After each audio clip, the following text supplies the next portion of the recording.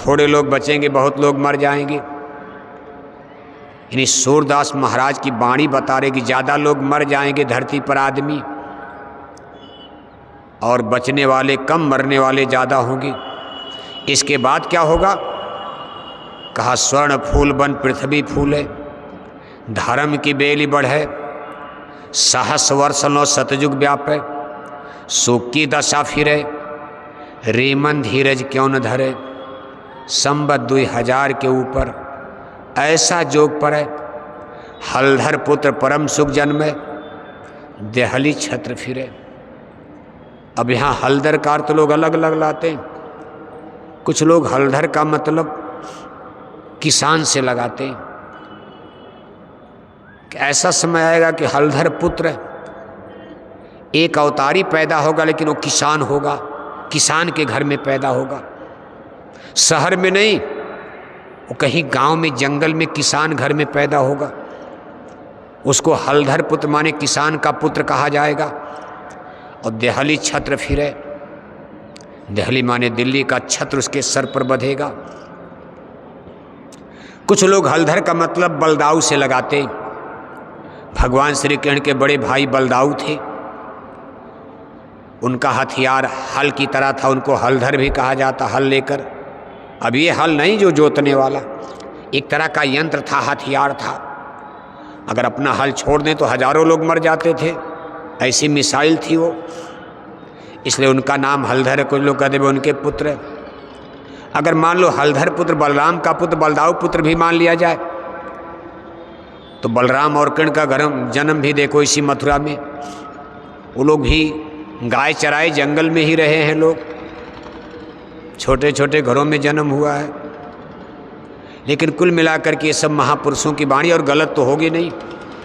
सभी ग्रंथों में कुछ न कुछ, रामायण में, गीता में, वेद, भागवत, मुसलमानों के हदीस में, ईसाइयों की बाइबल में, सिखों के गुरु ग्रंथ साहब में,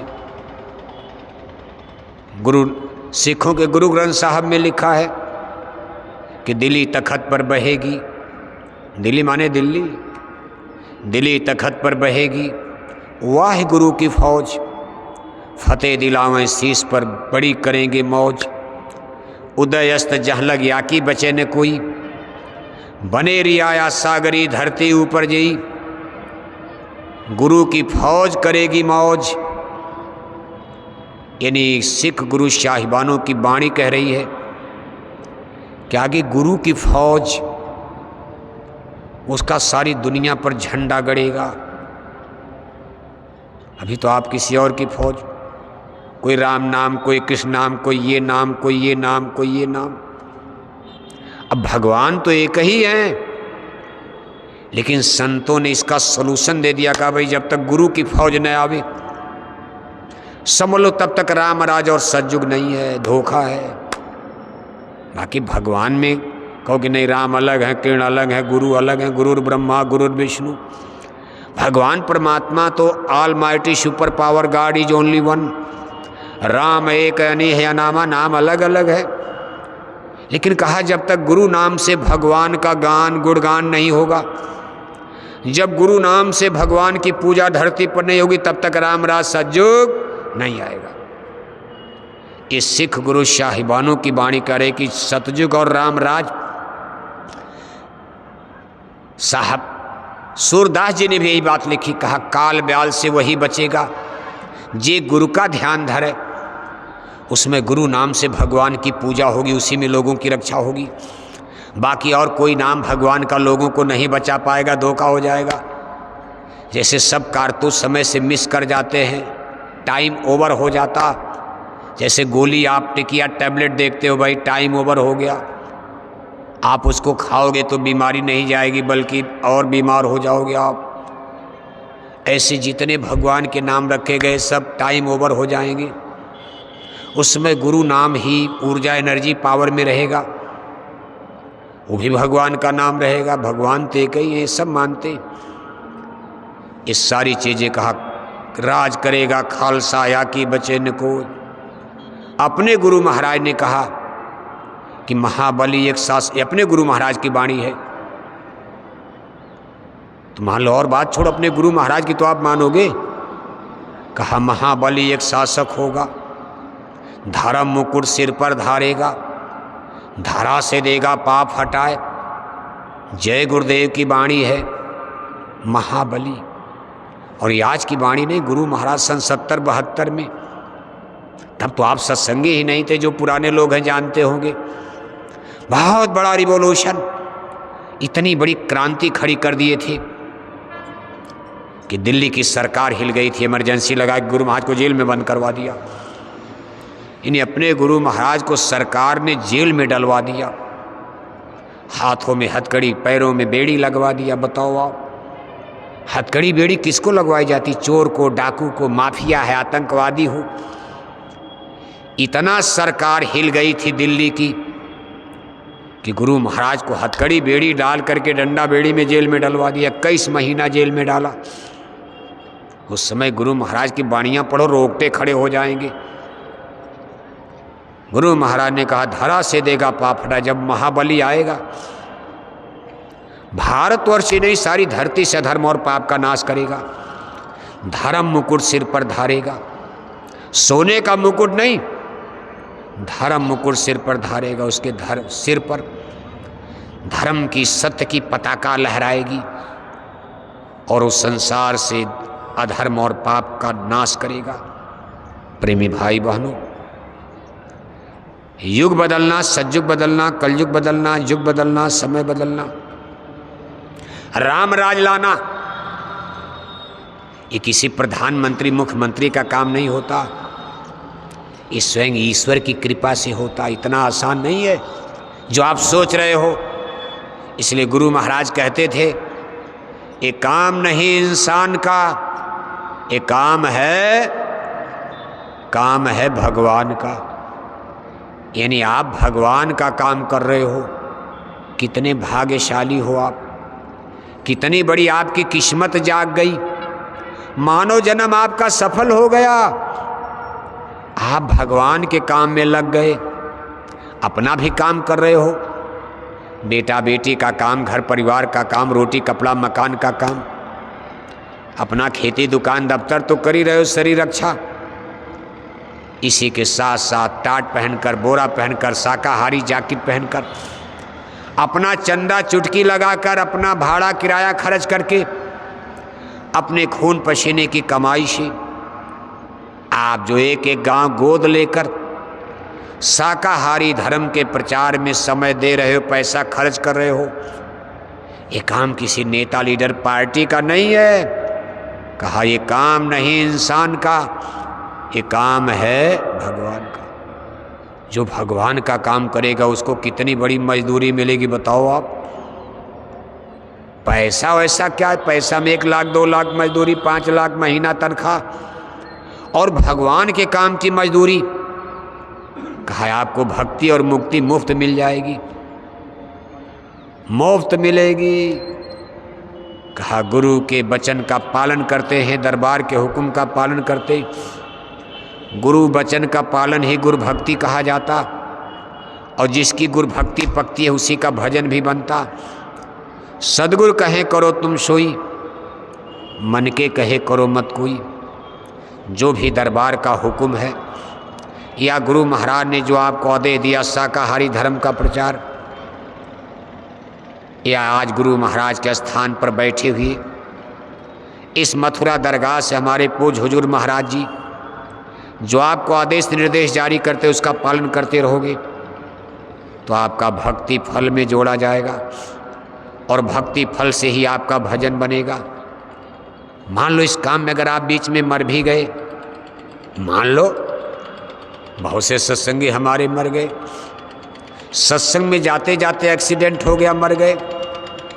मथुरा लोग आते, इतनी गाड़ियाँ बसें सब कुछ, कभी कभी आप देखते हो सत्संग से जा रहे एक्सीडेंट हो गया, मथुरा आते समय एक्सीडेंट हो गया, तो गांव वाले समाज वाले तान मारते हैं कि बड़ी गुरु की महिमा गाते, देखो एक्सीडेंट हो गया।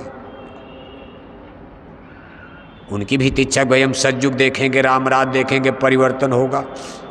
अब इसमें देखो मौत आ गई तो युग तो बदला नहीं, अभी तो सतयुग आएगा नहीं, अभी तो सतयुग आने में बहुत समय लगेगा, बहुत साल का समय भी चल रहा, और मान लो बीच में मौत भी हो गई, इसका आपको लाभ मिलेगा, घाटा नहीं होगा। ये जो मेहनत कर रहे हो आप भक्ति और सेवा, आपकी आत्मा को नरकों से बचाया जाएगा, आपको गाय बैल कुत्ता बिल्ला बनने से बचाया जाएगा, आपको अगला जन्म मनुष्य का मिल जाएगा। अगर भक्ति मुक्ति का कोटा अधूरा रह गया तो अगला जन्म फिर मानव का तो मिल जाएगा, लेकिन जन्म मरण में नहीं गिरने दिए जाओगे। इसलिए कभी मरने का अफसोस मत किया करो कि अभी तो सतयुग आया नहीं, राम राज आए नहीं। हमारे लाखों सत्संगी मर गए प्रचार करते करते, बोरा पहनते पहनते 40 साल तो बोरा पहनते हो गया। 40 साल बोरा पहनने में आधा से ज़्यादा बोरा वाले तो मर ही गए। देखो कितनी मेहनत करते थे बोरा वाले, जैकेट वाले उतनी मेहनत कहाँ कर रहे, क्योंकि जैकेट वालों के ज़माने में तो इंटरनेट, कंप्यूटर, मोबाइल आ गया, घर घर में मोटरसाइकिल हो गई, तमाम घरों में कार हो गई, मोटर हो गई। लेकिन बोरा तो 14-15 मई 1983 को पहना गया। जिस दिन हम लोगों ने बोरा पहना, किसी के पास मोटरसाइकिल बहुत कम, इक्का दुक्का कहीं, सत्संग में हजारों की भीड़, लेकिन साइकिल ही साइकिल नज़र आती। बहुत होता तो ट्रैक्टर उक्टर आ जाता था, मोटरसाइकिल कार कहाँ थी, इंटरनेट कंप्यूटर मोबाइल था ही नहीं। कितनी मेहनत, साइकिल चला चला कर, चना चबेना गुड़ भेली खाकर, मूली गाजर खाकर, संगतें भी नहीं थी कि नहीं भंडारा मिल जाएगा, भोजन मिल जाएगा। इन बोरे वालों ने कितना बड़ा त्याग, कुर्बानी, पुराने सत्संग, बोरे से मतलब पुराने लोगों ने, जो नहीं भी बोरा पहने उन लोगों ने भी मेहनत किया। आज तो आपकी मेहनत बल्कि कुछ नहीं है, आप गाड़ी में बैठकर प्रचार कर रहे हो 4 चक्का पर, तब साइकिल से चलना है, पसीना बह रहा है, आगे रोटी पानी का इंतजाम नहीं, बाजार में कहीं गुड़ खरीदो, चना भेली खरीदो, चलो उसी में गुजर करो।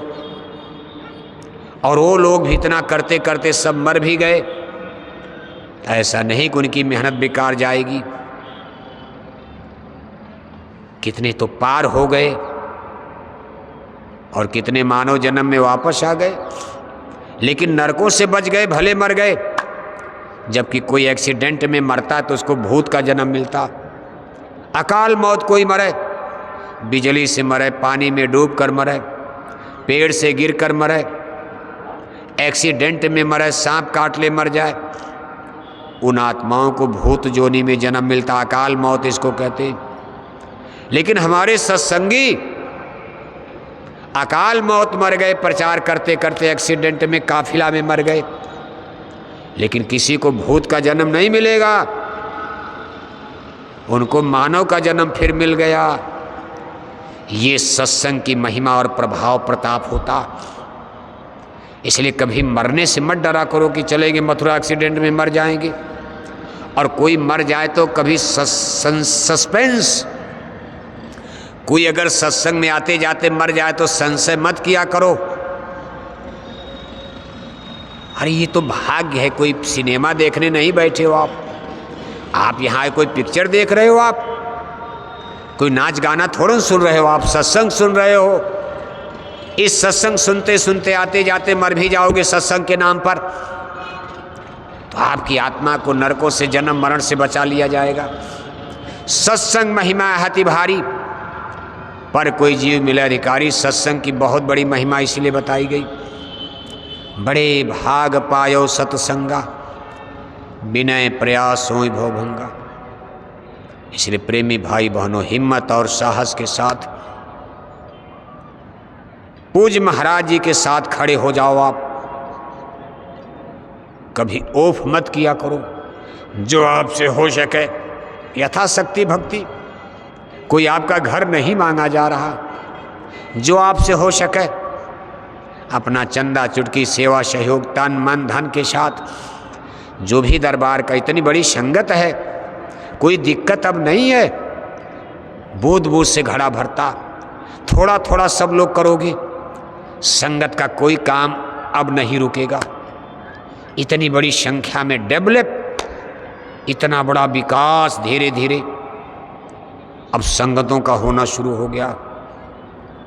इसलिए देखो अभी तो देखो पहला दिन है, अभी कार्यक्रम तो कल से शुरू होगा ये पूर्व संध्या पर।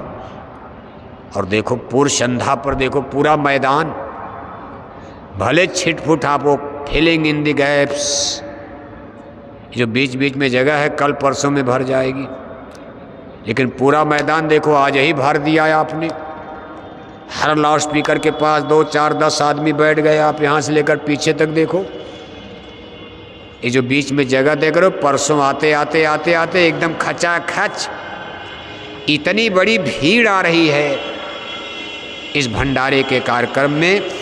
पूज्य दादा गुरुजी महाराज के इस भंडारे के अवसर पर